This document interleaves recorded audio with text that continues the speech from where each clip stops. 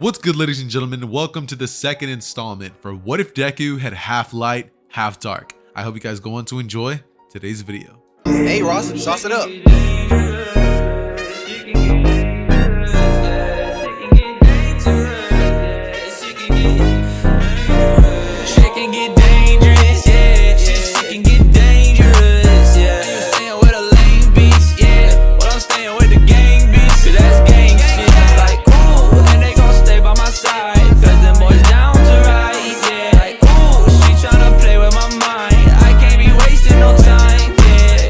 So, there might be some redeeming qualities to that Todoroki kid after all.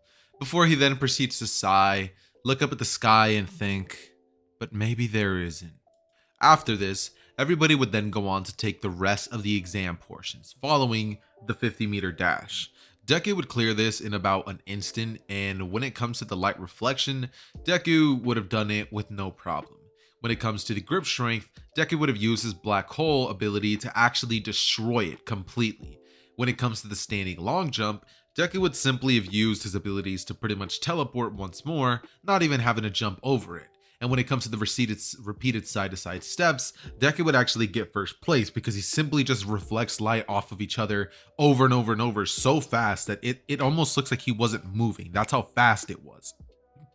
When it comes to the ball throw, as I said, Deku would have gotten a hugely absurd number. And when it comes to the last final remaining tests, such as push-ups, sit-ups, and stuff along those lines, Deku was able to clear those relatively easy because those are things that Deku is simply used to doing on a day-to-day basis. At least he was for about the 10 months that he began using to get lean once again. Because the Deku that was training before the 10 months, he had gained a little bit of belly fat and it was pretty much all gone. Now he was shredded with an 8-pack once more, and this Deku is pretty tall. Think Kizaru. Not exactly that tall, but you know, he's pretty decently tall.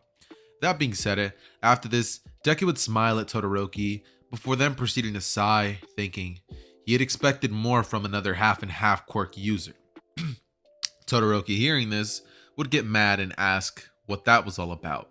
But Deku would proceed to bump his shoulder as he would leave, and everybody would wonder who exactly that was.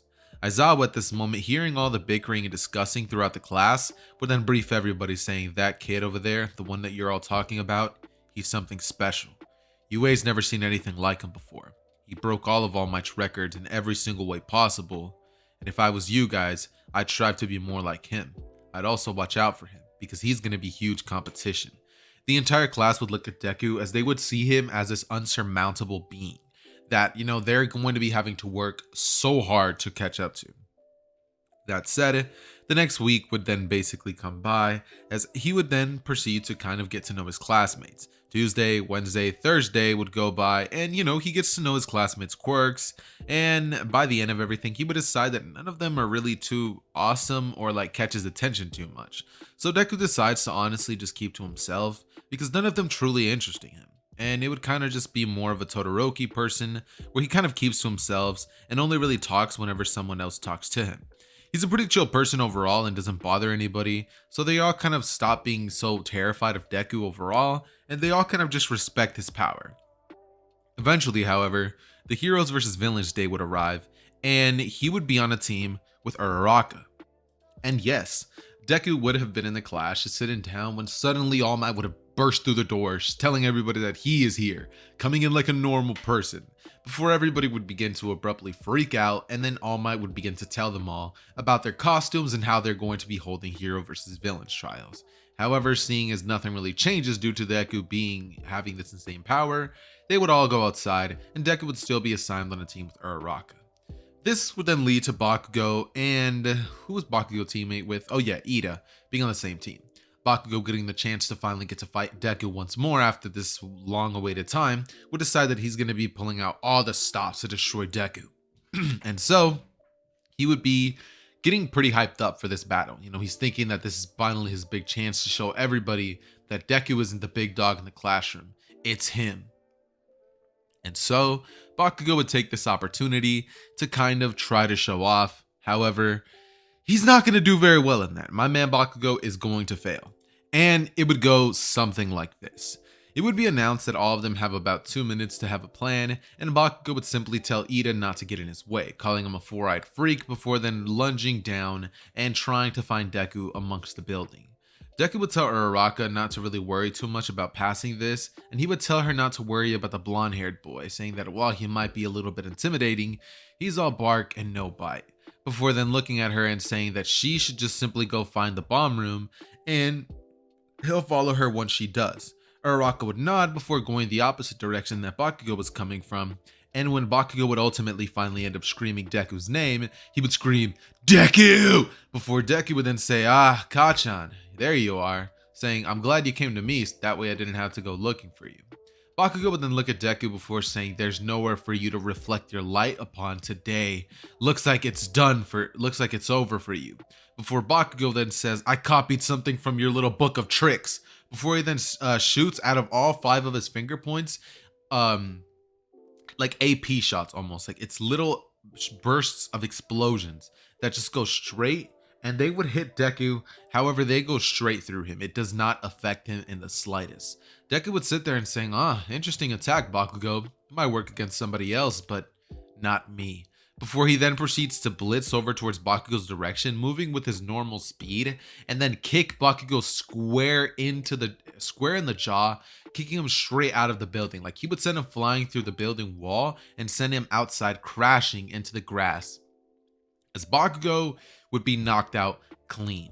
And so, following this, Deku would tap his ear before then saying, "Hey, Uraraka, you find the bomb room yet?" Before she would say, "Izuku, yeah, I found it. It's up on the 3rd floor." Deku would say, "Perfect, I'll meet you there right now." Before then abruptly proceeding to, kind of take his time walking up there, and he would finally meet Uraraka, who was kind of just peeping inside of the door, watching Ida do his crazy evil villain monologue.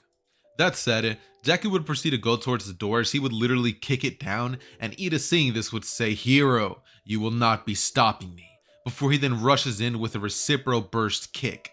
Knowing that Deku was the strongest in the class, he decides to pull out this move that he'd been working on during the 10 months of training. And when Ida does this move, he would realize that it went right through Deku. Deku literally just stood there as Ida kicked him, and he saw Deku turn into literal light. The kick went straight through him and was about to hit Uraraka. However, Deku then stuck his hand out because Uraraka's face and head was literally like right next to him, and he would catch Ida's leg using his enhanced strength, and also having the power of the Yami Yami no Mi channeled through his hand. That way the darkness would absorb the brunt force of the kick. When Ida sees this, he would be like, "What?" before Deku then throws Ida away and tells Uraraka to go get the bomb. He'll handle Ida. He would crack his neck before then saying, "Alright then, let's get this over with." Before he would then go towards a window, open it, and a bunch of light would start seeping in.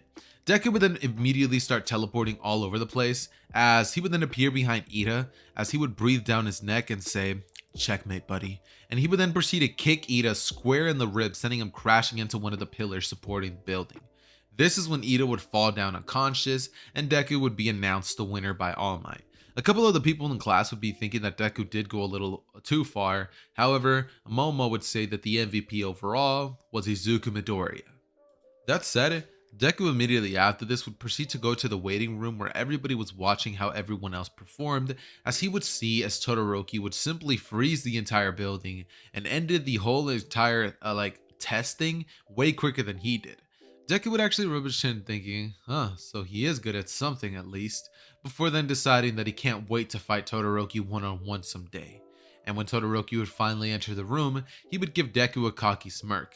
Deku would be thinking that if he really wanted to, he probably could have just teleported to each room with an open window and touched the bomb that way, but what would have been the fun in that? He wouldn't have even had the chance to hit Bakugo or put him back in his place. So Deku just thinks he'll be showing him up in the UA Sports Festival. However, that said, they would all promptly be released as, today's class was over. And once that was said, Uraraka would rush over towards Deku's direction saying, "Hey, Izuku, any way you'd ever want to hang out after class? I mean, your performance, it was incredible." Deku would look at Araraka and say, yeah, why not? I mean, I'd be down to hang out." As he would then say, "So just me and you?" As Araraka would say, I was thinking we could maybe invite other people." Deku would say, I don't really do too well with a big crowd." he would say, "It's not really my style anymore." Before Uraraka would say, "Your style anymore?" And Deku would say, "I mean, we can just go out ourselves. Think of it like a date." Before Uraraka's face expression would turn pink and red at the same time, and she would start floating as Deku's like, "You okay?" Before grabbing her by the hand and pulling her down to the ground. Uraraka at this point would think, yeah, where do you want to go?" And Deku would say, I'll pick you up at 8. How does that sound?" Uraraka would nod before Deku would then the same day would proceed to go home, put on some drip, and then meet Uraraka at her house at 8.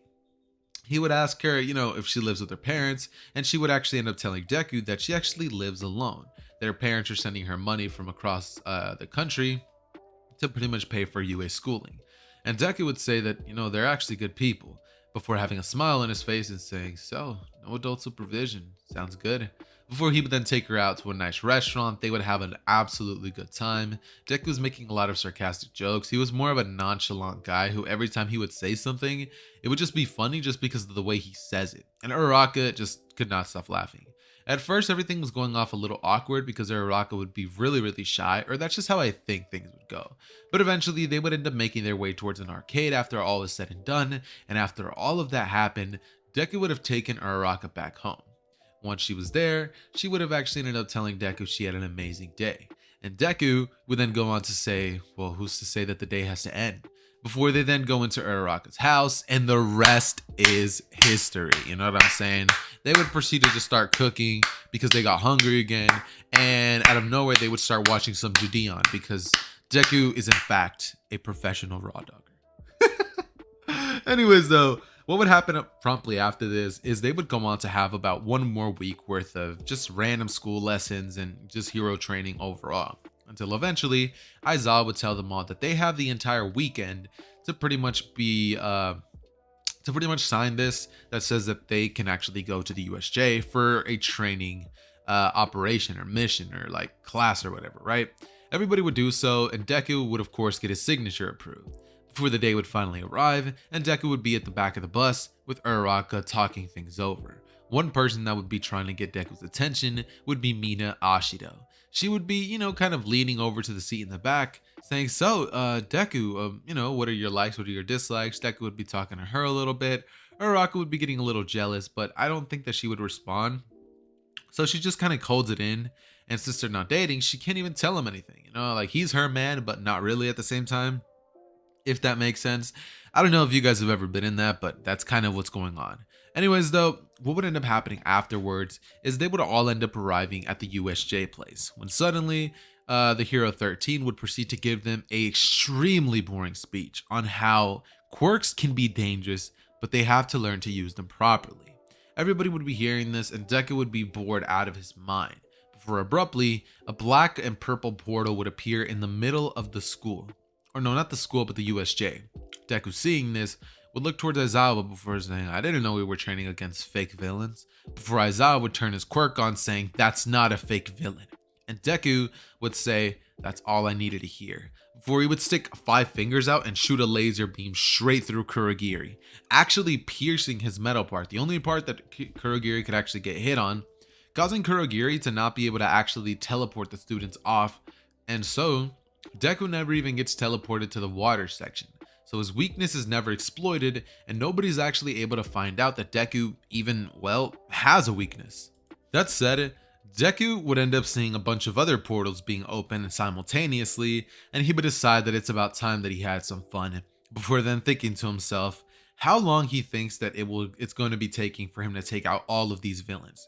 Deku, seeing a giant pile and seeing that Aizawa was going straight towards them, would end up using his right arm to summon a huge amount of darkness, a tornado almost, which would suck all of the villains into it before abruptly shooting them back out, and all of them were taken out extremely damaged.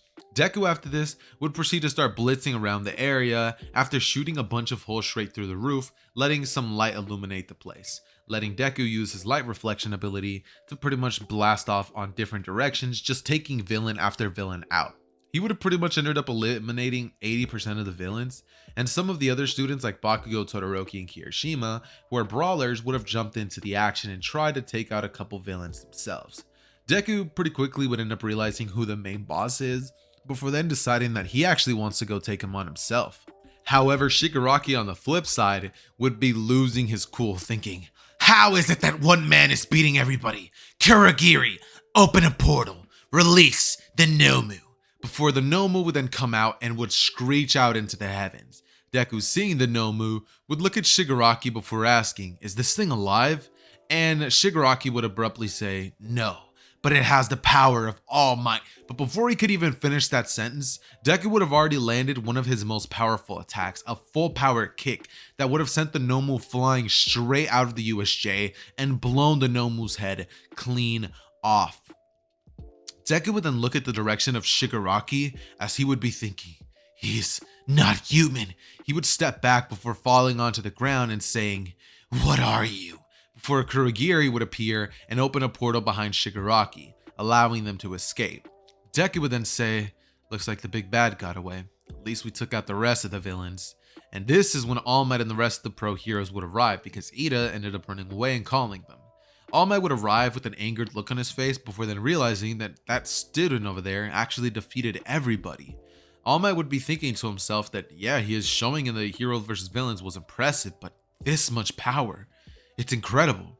Aizawa would make a note to All Might telling him that the evil villain guy said that that thing was supposed to be able to rival himself, before saying obviously that must not have been true, but All Might would have his doubts, thinking to himself that maybe that kid truly is as strong as he lets off. Before then, the cleanup would happen and the students would have 1 week off of school. When they would return, Aizawa would walk into class saying, alright children, settle down. Today, I'm going to be having a special guest come in to tell you guys about something. As suddenly, we would see Midnight come in and tell everybody about the USJ, telling them all to do their best. As Uraraka would start freaking out, being like, I'm going to do my best. Going up to everybody being like, I'm going to do my best, you know what I mean? And, you know, Deku would be having a pretty good time looking at Uraraka, just kind of be like, I'm going to do my best. Deku at this point would just kind of be thinking to himself, oh, okay, cool. Before Uraraka would finally arrive in front of himself and say, I'm going to do my best. Will you do your best? Deku would say, I'm going to do my best. Before then, Mina would come over to Deku and begin talking to him, saying, so, you got any plans for the school? Deku would say, not really, for Ashida would leave a note on his desk saying, meet me at this certain spot. Now, Deku, upon seeing this note, would think to himself, do I go? Do I not? But then he would remember, it's his mom's birthday, so he's like, yeah, she can wait. So he would end up going home, celebrating Inko's birthday with her, and then proceeding to kind of just get ready for the festival, like mentally, I guess you could say, because he's really psyched. He's finally going to be able to fight against Todoroki, the person who he's been wanting to fight since he literally got to UA. And so, the first couple of events of the UA Sports Festival would be announced, with Deku being the person to actually give the speech and tell everybody that UA students are going to be doing their best, saying that he hopes the best for everybody and that everybody should be trying their hardest to win. No matter if you think you can or not, we should all go. Plus Ultra. Before the crowd would go wild and a bunch of the girls would be like, oh my god, he's gonna be the next #1 hero. You know what I mean? Like they're all freaking out. And everybody's just kind of having a good time overall. At this point, the race would be announced, and once it starts, Deku would pretty much jump up into the air knowing that Todoroki was going to pull something like freezing the ground. He knew this, and he expected it, so like I said, he was able to dodge, and once Todoroki was out of his sight, Deku would have decided to kind of embarrass Todoroki. He literally just stood still the entire time, and once Todoroki was getting close to the finish line alongside Bakugo, Deku began using his ability to reflect light onto different surfaces as he just blitz all the way to the finish line in like a grand total of like 2 seconds. Todoroki and Bakugo would have witnessed as Deku was like, Deku crossed the finish line! You know what I mean? President Mike would have been going crazy, just hyping this man Deku off. Like up, not hyping him off, but hyping him up, and Deku would have a smile on his face as he looks at Todoroki and kind of gives him a wink. Todoroki, seeing this, would think he stays getting in my way. Before the next event is then announced, the cavalry battle. And Deku would actually ask, is it cool if he is on a team by himself? Midnight hearing this would be like, what do you mean a team by yourself? Deku would say that he only needs himself, but Midnight would say that, you know, they kind of all have to have teammates. So Deku's plan was kind of ruined. So he would have ended up recruiting Mei Hatsume or Araka, and also Mina would have been on the same team. Mina would have just been there just because she likes Deku, and Asido would have been there just because Mei Hatsume would just be there just because she wants to show off her quote-unquote babies. But the cavalry battle would commence, and Deku would quickly go on to destroy everybody. Deku would proceed to keep the headband, and a bunch of the extra teams would have been wiped out by Deku's light beams, because he was able to simply destroy the ground underneath them and cause them all to fall, knocking down their main rider, I guess you could say. That said, the battles would be announced, and the first one would be Izuku Midoriya versus Shinso.